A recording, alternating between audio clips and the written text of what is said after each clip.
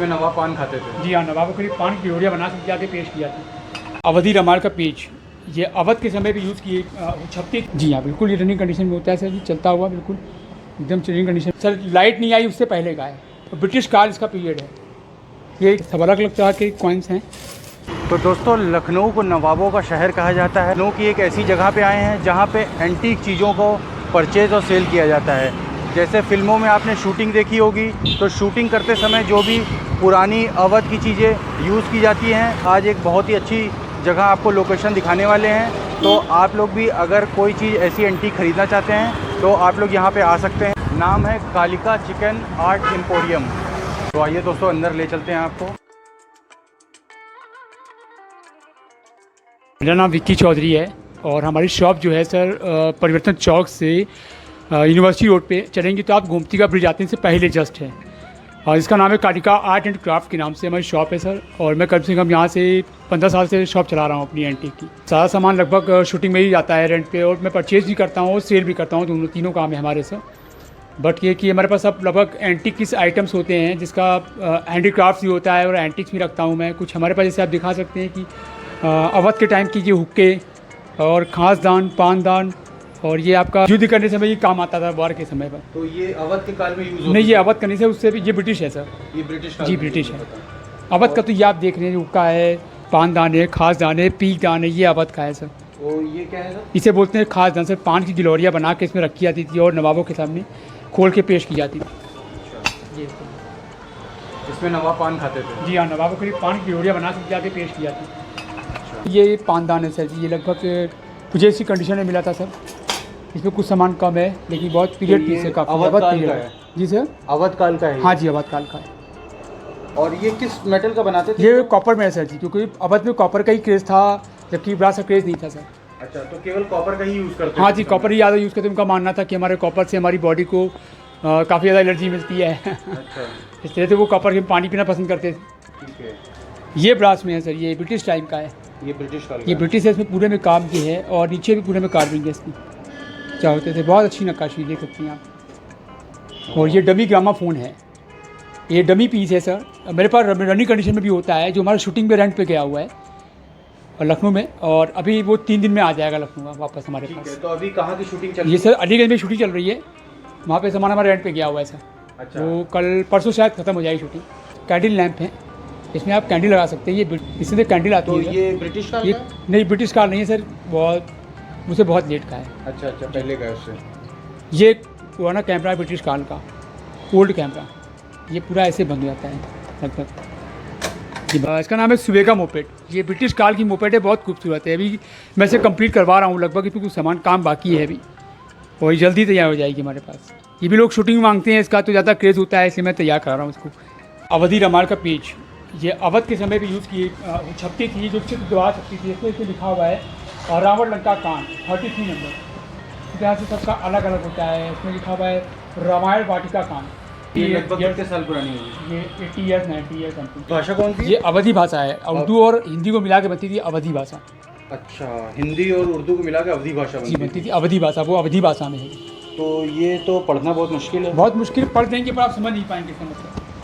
आप इसमें दोहा नीचे से लिखा हुआ है दोहा, ये तो समझ में आ रहा है, चौपाई समझ में आ रहा है, बट ये नंबर आपको समझ में बहुत मुश्किल से आएगा। दिखाना चाहूँगा थाल हमारी साइज पे पूरा कार्विंग है। ये अवध का पीरियड इसका है, ये कॉपर में है, काफ़ी वेटेड है। दोस्तों, आप लोग को एक एंटीक चीज़ दिखाते हैं। ब्रिटिश काल के पंखे, जब पंखे यूज़ होते थे तो उस समय एसी करंट नहीं होता था, उस समय डीसी करंट का यूज़ करते थे।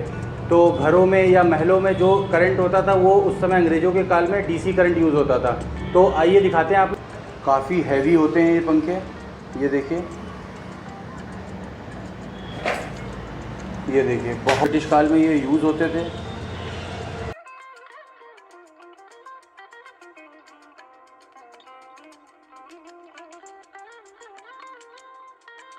हमारे कॉइन्स कलेक्शन है सर, इसमें इंडियन कॉइन्स भी है और फॉरेन करेंसी भी है। जैसे फॉरेन करेंसी लगभग समथिंग ये फॉरेन करेंसी है पूरा, ये सब अलग अलग कंट्री का है। कुछ वियतनाम का है, कुछ अमेरिका है, कुछ फ्रांस है, सब अलग अलग तरह के कॉइन्स हैं। और इसमें इंडियन करेंसी मिक्स है लगभग। ये करेंसी, ये इंडियन करेंसी लगभग 20 पैसा पुराना है पीतल का।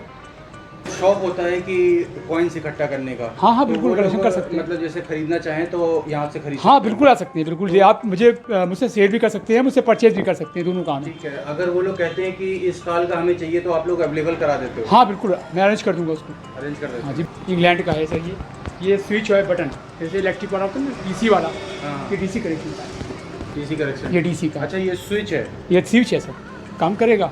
अच्छा। फ्लावर्स के ऊपर या फूलों के ऊपर या रूट्स के ऊपर बनाई जाती थी पेंटिंग, वो पेंटिंग है सर। ये अवध का पीरियड है इसका सर, ये नवाबों के टाइम का ही पीरियड है इसका लगभग। और ये सिलाई भी आप कृष्ण भगवान का पेंटिंग देख रहे हैं, भगवान कृष्ण का। ये बंगाली पेंटिंग है सर, बंगाली आर्टिस्ट की पेंटिंग है, पुरानी है। एक आपने पेंटिंग सामने देखी है, वो केतली बना हुआ दिख रहा है आपको, स्केच, पेंसिल स्केच। ये भी इंग्लिश आर्टिस्ट का ही है, इस पर साइन भी है इंग्लिश आर्टिस्ट का। श्रीनाथ जी भगवान है हमारे हिंदू धर्म के, उनका पेंटिंग है। आर्टिस्ट थी मोनालिसा, जिसका आपने नाम सुना होगा, सभी ने सुना होगा लगभग। ये मोनालिसा की कॉपी पेंटिंग है, जो कॉपी है सर, ये ओरिजिनल नहीं है। इसकी ओरिजिनल पेंटिंग जो है वो पेरिस की म्यूजियम में रखी है। हुआ था राजा रवि वर्मा, उसकी कॉपी है ये। और इसकी कॉपी कई कॉपी मेरे पास अवेलेबल हैं सर। और प्लेयर है, इसकी कंपनी का नाम है HMV, मतलब तो HMV बोले तो हिस मास्टर वाइस।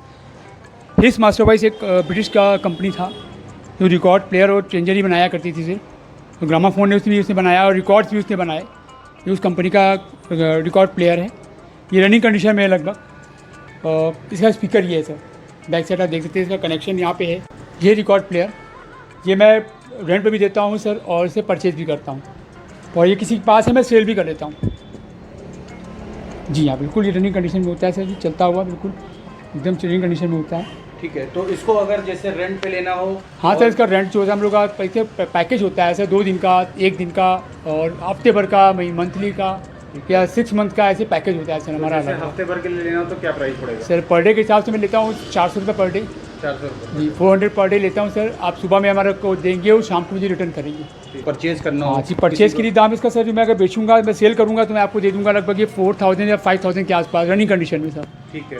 और अगर आपके पास है तो मैं ले भी सकता हूँ। इसके जो रिकॉर्ड प्लेयर है?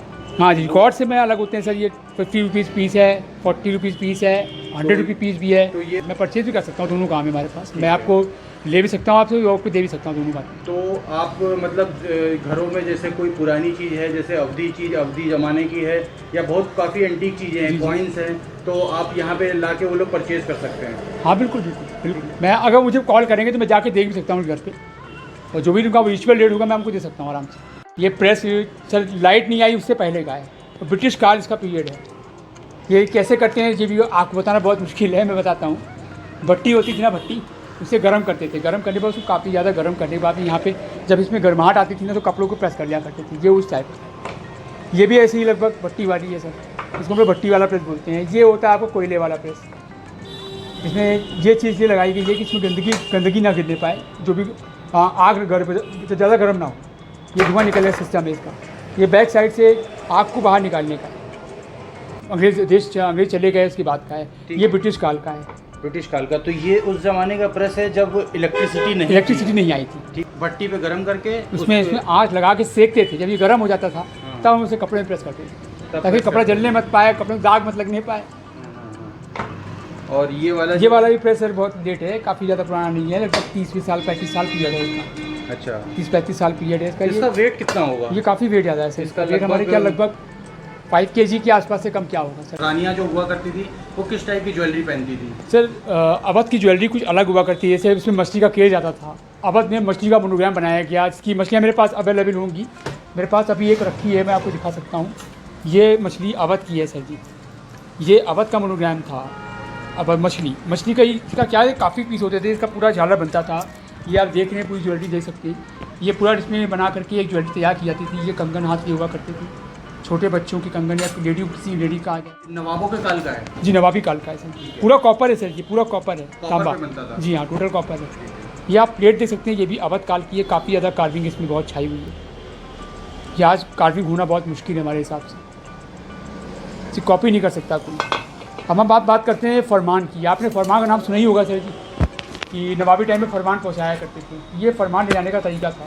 इसमें फरमान को बना कर कितने रख दिया गया, उसको मिसेस करके कुछ है, ये उसका एक फरमान है। फरमान कोश बोलते हैं इसको लगभग। ये फरमान कोश ये भी है, इसे फरमान पहुँचाया जाता है। अब हम बात करते हैं लखनऊ के नवाबों के इत्र के मामले में।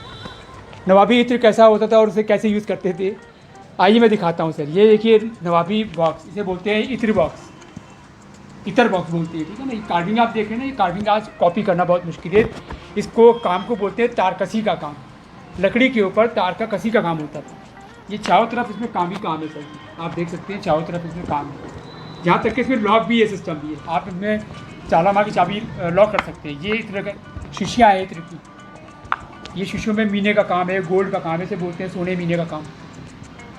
और इसकी खुशबू की बात अगर करें तो इसमें आज भी देख सकते हैं, इसमें आज भी खुशबू बकार तैयार रखी है, जिसे मैं यूज़ करता हूँ, सूंघता हूँ, काफ़ी ज़्यादा तेज़, बहुत मतलब इलास्टिक खुशबू है इसका। तो आज भी मतलब अवध के जो आज से 100 साल पहले अवध के नवाब यूज़ करते थे, आज भी उनका परफ्यूम महकता है।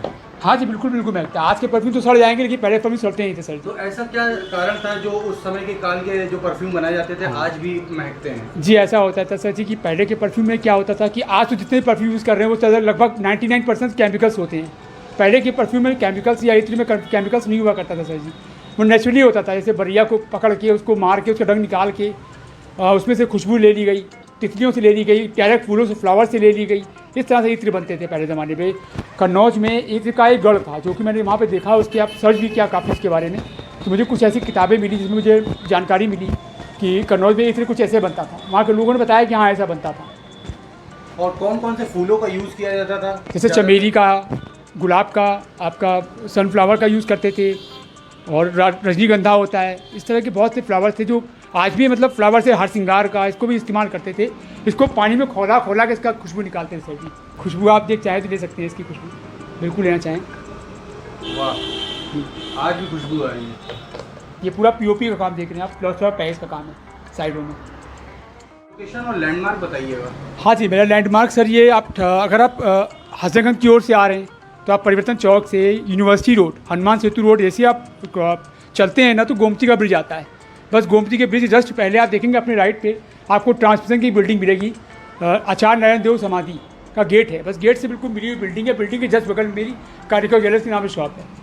और आप इधर अगर IT वगैरह से आ रहे हैं तो आप सीधे चले आइए, हनुमान सेतु मंदिर को क्रॉस करके जैसे आपने गोमती का पुल खत्म करते ही हमारी दुकान मिल जाएगी आपको। हमारे लोकेशन एड्रेस की बात है सर, ये मेरा कार्ड है, अभी मेरा कॉन्टैक्ट नंबर भी है इसमें 9305104810, ये हमारा सर व्हाट्सएप नंबर है, और नीचे मेरा कॉलिंग नंबर है सर। तो दोस्तों कैसी लगी मेरी ये वीडियो? अगर ये वीडियो अच्छी लगी हो तो मुझे लाइक शेयर सब्सक्राइब मेरे इंस्टाग्राम को फॉलो करें।